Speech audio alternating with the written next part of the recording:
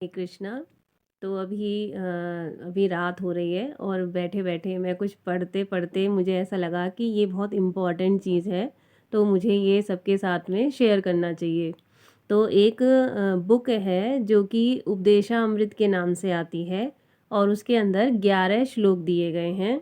और ये जो हमारे षड गोस्वामियों में जो सर्वोपरि रूप गोस्वामी थे, उन्होंने बताया है कि जो नए भक्त हैं उनके उनको ये चीज़ें ये 11 श्लोक के बारे में पता होना चाहिए। तो ये क्या है, श्री उपदेशामृत नए भक्तों के लिए प्रारंभिक उपदेश है। मतलब हम ये नहीं कर सकते कि सीधे जो है भगवत गीता भागवतम चले गए, हम पढ़ भी रहे हैं सुन रहे हैं लेकिन समझ में नहीं आएगा। उसके लिए हमें क्या करना पड़ेगा, मन को और अपनी इंद्रियों को वश में करना है। तो ये 11 श्लोकों के माध्यम से हमें यहाँ पे समझा रहे हैं कि किस प्रकार से हमें किस तरह से अपनी इंद्रियों को और अपने मतलब मन को हमें क्या करना है, संतुलित करना है। तो पहला श्लोक इसके अंदर इस तरह से है, जो कि रूप गोस्वामी द्वारा लिखित है और इसको जो है प्रभुपाद जी ने भी सर्टिफाई किया है।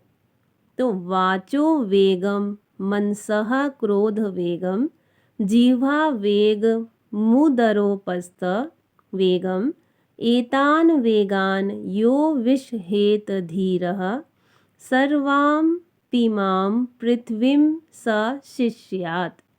अब इसका जो अर्थ है वो इस तरह से है, अनुवाद। वह धीर व्यक्ति जो वाणी के वेग को, मन की मांगों को, क्रोध की क्रियाओं को तथा जीव उदर एवं जनेंद्रियों के वेगों को सहन कर सकता है, वह सारे संसार में शिष्य बनने के योग्य है या फिर बनाने के योग्य है। क्या बोल रहे हैं, सबसे पहले वाणी का वेग जो हम बोलते हैं, है ना, हमें हमेशा किस तरह से बोलना चाहिए, सोच समझ के बोलना चाहिए। दूसरा वेग बताया इन्होंने, क्रोध का वेग। क्रोध क्या होता है, क्रोध भी एक वेग है ना, कभी कम कभी ज़्यादा, है ना, लेकिन वो क्या करता है, हर चीज़ समाप्त करता है, खराब करता है। एक है मन का वेग, हम चाहते हैं कि हमारा मन भगवान में लगे लेकिन हमारा मन क्या है, चंचल है। अर्जुन भी इसमें श्लोक में बोलते हैं एक भगवत गीता में कि मैं वायु को वश में कर सकता हूँ। सोचो, वायु जैसी चीज़ को वो वश में करने के लिए बोल रहे हैं और जो है मन को वो नहीं कर सकते वश में। तो मन का वेग, क्रोध, वाणी, इन तीनों का वेग, साथ में हमारे जो जीभ का वेग है ना, चौथा जीभ का वेग, उदर का वेग यानी पेट का वेग, और साथ में जनेंद्रियों यानी इसके नीचे वाला पार्ट जनेंद्रियों के वेग को हमें क्या करना है, बचाना है, कम करना है या उसको हटाना है। तो किस तरह से हटेगा वो यहाँ पे बता रहे हैं। तो ये बोल रहे हैं, एक क्वेश्चन आता है इसमें कि यदि लोग अपनी इंद्रियों को वश में नहीं कर सकते, इंद्रियां कौन सी होती हैं, एक होती हैं ज्ञानेंद्रियां, एक होती हैं कर्मेंद्रियां, एक होते हैं मन बुद्धि अहंकार। हमारा जो शरीर है वो दो तरह का होता है। पहला होता है स्थूल शरीर जो पंच तत्वों से बना होता है, और एक होता है हमारे पास में सूक्ष्म शरीर जिसके अंदर होते हैं मन बुद्धि अहंकार। और जब हमारा जो आत्मा है वो इस शरीर को छोड़कर जाती है बाहर, तो वो इन तीनों चीज़ों यानी सूक्ष्म शरीर को अपने साथ में लेके जाती है दूसरे शरीर के अंदर। ठीक है, तो हमें बता रहे हैं कि यदि लोग अपनी इंद्रियों को वश में नहीं कर सकते तो वे प्रायश्चित क्यों करते हैं। तो 13 तरह की इंद्रियां हैं, उनको हम कैसे प्रायश्चित करके क्या हम कर सकते हैं। तो यहाँ पे बता रहे हैं कि जो हम प्रायश्चित करते हैं, हम जाते हैं गंगा नदी में नहाने, है ना, तो वो हमारे सारे पाप नष्ट कर देती है गंगा नदी। जो गिरजाघरों में जाते हैं बहुत से लोग अपना कन्फेशन करने कि हमने ये किया हमने वो किया, तो वो कर क्या रहे हैं, अपने पापों को हटा रहे हैं, कम कर रहे हैं। लेकिन होता क्या है, जैसे कि हाथी स्नान बोलते हैं इसको, कि हाथी स्नान करके आया और आके फिर से क्या करता है, वो ज़मीन में लेट जाता है। तो वापस से हम क्या करते हैं, पाप धो के आए गंगा जी में, या किसी को जैसे गिरजाघर वाले जो होते हैं क्रिश्चियन, वो जाके बोल के आते हैं पादरी जो होते हैं उनको।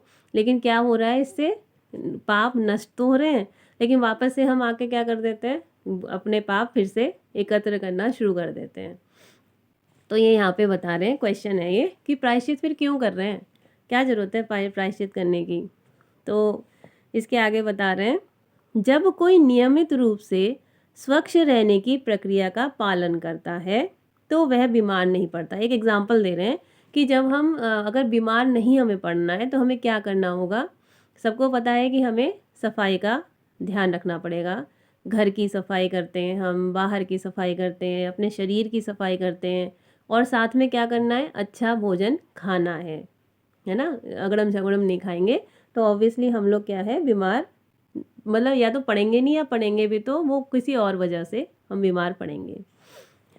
तो यहाँ पे बोल रहे हैं कि हमें क्या है, अपने आहार को शुद्ध करना होगा। आहार शुद्ध कब होगा, जब हम उसको भोग लगा देंगे, भोग लगाएंगे तो वो शुद्ध हो जाएगा। तो सर्वप्रथम क्या चीज़ आती है, वाणी। वाणी पर नियंत्रण करना है। तो हमें वाणी पर नियंत्रण कैसे कर सकते हैं। अब वाणी तो ये है कि हम मतलब वाणी का नियंत्रण करने का मतलब ये बिल्कुल भी नहीं है कि हम क्या है, चुप हो जाएं, हम बोले ही ना। हमें जहाँ बोलना है वहाँ भी नहीं बोले। तो हमें एक वाणी पर नियंत्रण कैसे करना है, श्रील रूप गोस्वामी यहाँ बता रहे हैं। जिस संयमित वाणी की बात कर रहे हैं यहाँ पे, उसका अर्थ कृष्ण कथा की सकारात्मक विधि का समर्थन है। मतलब हम क्या करें, वाणी को किस में लगा दें, भगवान श्री कृष्ण की कथाओं में, लीलाओं में, उनका यश गुण गान करने में अगर हम अपनी वाणी को लगाते हैं तो वाणी का जो वेग है वो अपने आप ही क्या हो जाएगा, संतुलित हो जाएगा। ठीक है। अब यहाँ पे दूसरा है मन का वेग। तो मन का वेग कैसे होएगा, तो मन की अधीरता तभी वश में हो जाती है जब कोई अपने मन को कृष्ण के चरण कमलों में स्थित कर देता है। तो हम क्या कर दें, अगर हम क्या करें, भगवान के श्री चरणों का सहारा ले लें, अपने आप को वहाँ पर अर्पित कर दें, तो हमारे जो मन का वेग है वो भी अपने आप ही क्या हो जाएगा, स्थिर हो जाएगा हमारा मन। अब यहाँ पे चैतन्य चरितामृत जो कि हमारे इसमें पीएचडी की अहमियत रखती है, तो वो उसमें मध्य लीला के 22वें अध्याय के 31वें श्लोक में कहा गया है, कृष्ण सूर्य सम, कृष्ण को सूर्य के समान बता रहे हैं। माया है अंधकार, और माया क्या है, अंधकार। मतलब कृष्ण सूर्य, माया अंधकार। यहाँ कृष्ण, जहाँ पर भी कृष्ण होंगे तहाँ ना ही मायार अधिकार, वहाँ पर माया का अधिकार नहीं होगा। मतलब जहाँ सूर्य होगा वहाँ अंधकार नहीं होगा, और जहाँ कृष्ण होंगे वहाँ पर माया नहीं हो सकती। ये यहाँ पे बताया है चैतन्य चरितामृत मध्य लीला 22वें अध्याय के 31वें श्लोक में। ठीक है। अब इसके अंदर हमारा तीसरा आता है क्रोध का वेग। तो क्रोध का वेग क्या है, मन को हमने क्या किया, श्री चरणों में लगाया, वाणी को क्या किया, भगवान के यश रूप गान और उनकी लीलाओं का वर्णन करने में लगाया। अब आता है क्रोध। क्रोध के वेग को हमें कभी भी ऐसा नहीं कर सकते कि क्रोध आए ना, क्योंकि यहाँ पे बता रहे हैं कि जो हमारे चैतन्य महाप्रभु थे उन्होंने भी क्रोध किया था किस पर, जगाई मधाई पर। ठीक है।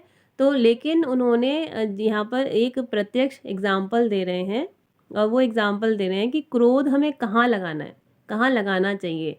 तो यहाँ एग्जाम्पल दे रहे हैं, एक दे रहे हैं हनुमान जी का। हनुमान जी को क्रोध आया था जब उनकी पूंछ पे आग लगाई गई थी, है ना। और उस आग लगाने में उन्होंने क्या, कहाँ पर उसका यूज़ किया था, भगवान राम का नाम लेके उन्होंने लंका को जलाने में अपने क्रोध का यूज़ किया था।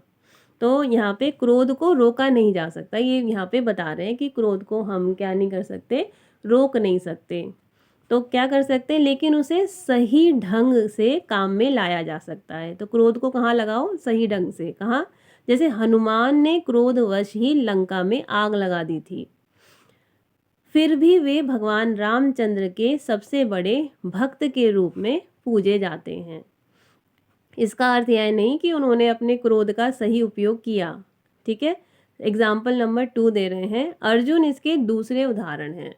वे युद्ध नहीं चाहते थे, वो युद्ध नहीं करना चाहते थे, लेकिन भगवान के स्वयं उकसाने पर उन्होंने क्या किया, युद्ध किया, है ना, और उसको सही जगह पर लगाया। तो क्रोध को हमें वश में कैसे करना है, उसे सही जगह पर लगा के। जैसे अभी हमारे जो सोल्जर्स होते हैं वो क्या करते हैं, क्रोध आता है उन्हें भी, लेकिन वो कहाँ लगाते हैं, कहाँ लगाते हैं, वो लगाते हैं दूसरे मुल्क के जो हमें परेशान कर रहे होते हैं, दूसरे देशों के जो सोल्जर्स होते हैं उनके ऊपर अप्लाई करते हैं।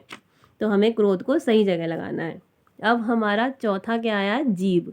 अब जीभ को क्या होता है, स्वाद। जीभ जो है खाने का, जीभ के दो काम है, एक तो बोलने वाला वाणी वाला, और एक जो है दूसरा वाला कौन सा है, मतलब खाना खाने वाला। तो जीभ के क्या है, हमें क्या करना चाहिए, जीभ को खाना जो हम देते हैं वो भगवान को भोग लगा के प्रसाद देना चाहिए हमेशा। तो हमें क्या देना है, प्रसाद देना है जीवा को। तो उससे क्या होगा, हमारा जो मतलब हमारा जो हृदय है, क्योंकि बोलते हैं ना जैसा खाएंगे अन्न वैसा रहेगा मन। अगर हम मांस मदिरा ये सब खाएंगे पिएंगे तो हमारा क्या होगा, क्योंकि हम मांस खाएंगे, एक तो पहली बात तो ये कि हमारा जो पेट है, जो हमारा जो जीवा है, ये जो है मांस खाने के लिए बनी ही नहीं है। हमारे दांत जो है, जो हमारे दांत हैं वो हमारे जंगली पशुओं वाले नहीं हैं। हमें शाकाहारी शुद्ध भोजन ही करना चाहिए। तो और वो भी कैसे, वो भी भगवान को अर्पित करने के बाद में, भगवान ने जब उसे थोड़ी देर वहाँ पे रखी है, भगवान की हर इंद्रिय क्या है, उनके देखने से भी वो खा सकते हैं, उनके सुनने से, मतलब उनका ऐसा नहीं है कि हम कान से आँख से हम मुंह से ही खाएंगे, लेकिन वो कहीं से भी किसी भी इंद्रिय से खा सकते हैं। वो अपने आप में पूर्ण है, हर इंद्रिय उनकी पूर्ण है।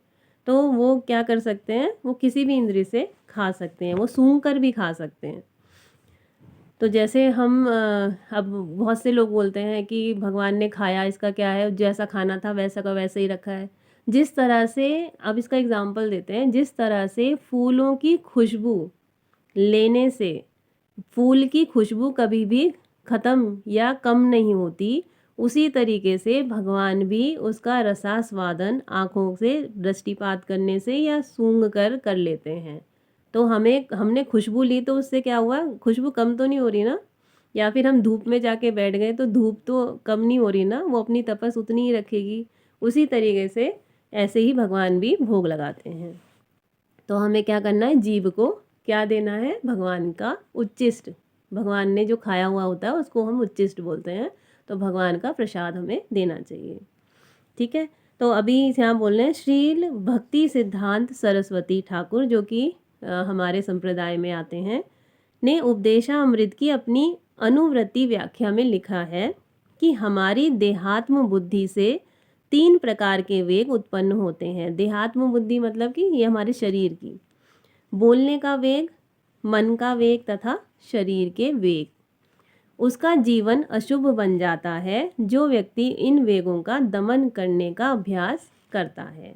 ठीक है, वह तपस्वी कहलाता है। अगर हमने इसको कंट्रोल में कर लिया तो हम क्या हो जाएंगे, हम तपस्वी बन जाएंगे। ठीक, इसके बाद में है हमारा जीवा हो गई, मन हो गया। तो इसके अंदर जो मन की जो बात बता रहे हैं, मन में बोल रहे हैं, जहाँ तक चंचल मन के विक्षोभ का प्रश्न है, वे 2 प्रकार के होते हैं।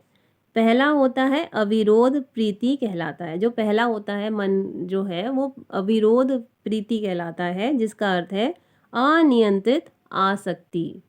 हमें क्या होता है, कभी कभी हमें जो है किसी चीज़ से इतना लगाव हो जाता है कि हम अपने ऊपर कंट्रोल नहीं कर पाते, है ना, तो वो उसे हम कहते हैं अनियंत्रित आसक्ति। दूसरा बोलते हैं विरोध युक्त क्रोध, जो कि क्या है, जिसमें हमें क्रोध हम कर रहे हैं उसमें कोई विरोध नहीं है, क्रोध हम कर रहे हैं। अब क्रोध भी हम देखो, हम बहुत सोच समझ के करते हैं। जो जैसे हमने क्रोध किया बच्चे पे, या हमने क्रोध किया अपनी वाइफ पे, या हमने क्रोध किया ऐसे लोगों पर जिसका हमें विपरीत असर नहीं पड़ता। लेकिन कभी हमने क्रोध किया है जो हमारे बॉस होते हैं, या फिर हमारे जो प्रिंसिपल होते हैं, जो हमारे टीचर्स होते हैं, उन पे कभी क्रोध दिखाया है? क्यों नहीं दिखाया है? क्योंकि हमें पता है कि हमारा यहाँ पे नुकसान हो जाएगा। क्रोध हम कहाँ दिखाते हैं अधिकतर? जहाँ पे हमारा नुकसान होने के चांसेस होते, तो नुकसान तो होता है लेकिन सहन हो जाता है। तो क्रोध का विरोध युक्त क्रोध। अब यहाँ पे हमें बता रहे हैं इसी प्रकार शरीर की आवश्यकताएं 3 श्रेणियों में बांटी जा सकती हैं। अब जो हमारे जो शरीर का जो जरूरी चीज़ें हैं उसको 3 उसमें बांट दिया, जीव, उदर और जनेंद्रियों की आवश्यकताओं में। यहाँ तक शरीर का संबंध है यह देखा जा सकता है कि ये तीनों इंद्रियां प्राकृतिक रूप से एक ही सीधी रेखा में स्थित हैं। जीव, उदर, पेट और जनेंद्रियां मतलब हमारा नीचे वाला पार्ट।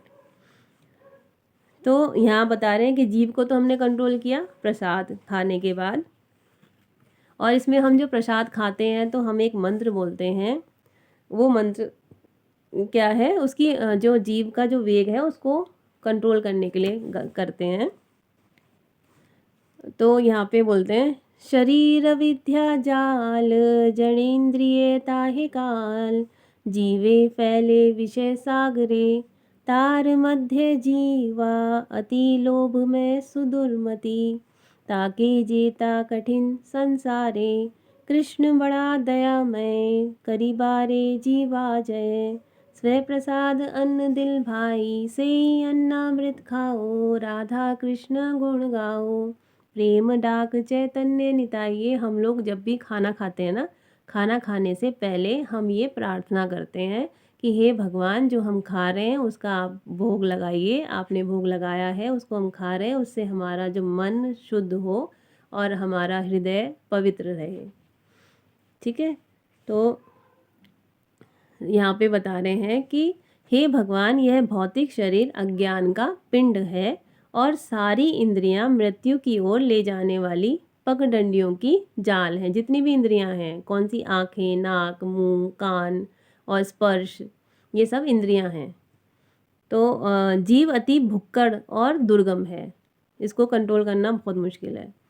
संसार में जीव को जीत पाना अत्यंत कठिन है। यहाँ बता रहे हैं कि जीव को जो हम जीत पाएँ ये बहुत ही ज़्यादा कठिन है। लेकिन हे कृष्ण आप हम पर बड़े कृपालु हैं, आपने हमें जीव को जीतने में सहायता करने के लिए यह उत्तम प्रसाद भेजा है। अब ये जो स्वाद हैं ये 6 प्रकार के होते हैं, है ना। तो अब ये 6 प्रकार के इसमें भी बोला है कि अगर हम ज़्यादा खट्टा या मिर्च वाला खाएंगे तो वो रजोगुणी में आता है, रजोगुण होता है। और अगर हम मांस मदिरा ये सब खाते हैं तो वो तमोगुण में होता है। और अगर हम जो है सात्विक खाना खाते हैं, सात्विक मतलब कि नॉर्मल खाना, साग सब्जी और दूध ये सब का खाना खाते हैं, तो वो सतोगुण में आता है। और इसमें बताया है बहुत स्पष्ट तरीके से कि पान, हरित की, सुपारी, पान मसाला, तंबाकू, LSD, ये कुछ होता होगा जो वहाँ के फॉरेन के लोग खाया करते थे, गांजा, अफीम, शराब, कॉफ़ी तथा चाय। अब कॉफ़ी और चाय की भी हुड़क उठती है कि हमें जो है हमारे सर में दर्द हो रहा है, हमारे ये हो रहा है, ये वो हो रहा है, हमें नींद आ रही है, लेकिन ये भी क्या है, एक लत है। तो चाय तथा कॉफ़ी का प्रयोग अवैध वेगों की पूर्ति के लिए किया जाता है। ठीक है, तो हमें क्या खाना चाहिए, सात्विक भोजन हमें करना चाहिए। अब आता है यहाँ पे उदर रोग, उदर का जो रोग है, तो जो लोग उदर रोग से पीड़ित हैं, उदर आया ना जीभ के बाद में उदर, तो वे उदर के वेगों को वश में लाने में जरूर असमर्थ रहे होंगे। कम से कम मतलब अगर आपको कोई भी प्रॉब्लम है तो सबसे प्रॉब्लम शुरू ही हमारी पेट से होती है, उदर से होती है। तो हमने इसका मतलब सही से या तो खाना नहीं खाया, सही टाइम पे नहीं खाया, अच्छा भोजन नहीं किया, तो ये हमारे कारण है हमें बीमार पड़ने के। तो कम से कम इस विश्लेषण से तो यही लगता है कि जब हम आवश्यकता से अधिक, मतलब कभी होता है ना हम खाए जा रहे हैं, आवश्यकता से अधिक खाना चाहते हैं, चाहे हम अच्छा भी भोजन कर रहे हैं लेकिन वो भी हम आवश्यकता से ज़्यादा, भूख तो 2 रोटी की है, हम खा रहे हैं 4, तो उससे आवश्यकता से अधिक, तो हम जीवन में स्वतः अनेक असुविधाओं को जन्म देते हैं। किंतु यदि हम एकादशी तथा जन्माष्टमी जैसे दिनों में उपवास रखते हैं तो हम उदर की आवश्यकताओं पर अंकुश लगा सकते हैं। जहाँ तक अब आते हैं हम जनेंद्रियाँ, जो कि हमारा नीचे वाला पार्ट होता है, जहाँ जहाँ जनेंद्रियों के वेगों का संबंध, और ये सबसे ज़्यादा खतरनाक है क्योंकि इसी की वजह से सारी दुर्घटनाएं, लड़ाई मार धाड़ ये सब होती हैं। तो वे 2 तरह के हैं, उचित तथा अनुचित अथवा वैध तथा अवैध समागम। समागम मतलब कि मिलना, तरुण और तरुणी का मिलना। तो और जब मनुष्य ठीक से सयाना हो जाए तो वह शास्त्रों के विधि विधानों के अनुसार विवाह कर सकता है, ये हमारे वेदों में, शास्त्रों में बताया गया है। और अपनी जनेंद्रियों का उपयोग उत्तम संतान उत्पन्न करने के लिए कर सकता है। यह वैध तथा धार्मिक है। तो इसे हम क्या कहते हैं, ये क्या है, वैध और धार्मिक है।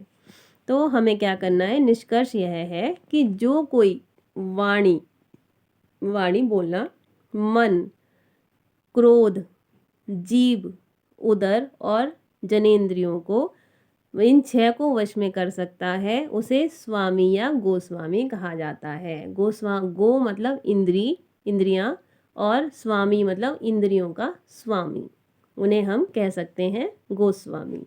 तो हमने देखा है कई सारे महात्माओं, उनके आगे क्या लगता है, महाराज जो होते हैं, गोस्वामी लिखा रहता है। तो उनका मतलब ये है कि उन्होंने अपनी इंद्रियों पर कंट्रोल करके रखा है। ठीक है, तो ये थे हमारे कुछ वेग, 6 प्रकार के वेग, जो कि हमारे पहले श्लोक का यहाँ पे बताया गया है कि हम इन अगर 6 वेगों को कंट्रोल में कर लेते हैं तो हमारा जीवन क्या हो जाएगा, भक्ति में, सेवा में लग सकता है, भगवान की भक्ति में। एक्चुअली हमें सारी इंद्रियों को भगवान की भक्ति की ओर, भगवान में ही लगाना चाहिए। हरे कृष्णा। होप सो आप लोगों को समझ में आया होगा। मुझे बहुत अच्छी बुक लग रही है और इसीलिए मैं इसको आगे प्रमोट करने के लिए जो भी मैं कर सकती हूँ वो मैं यहाँ पे इस वीडियो में बताने की कोशिश की है। हरे कृष्णा।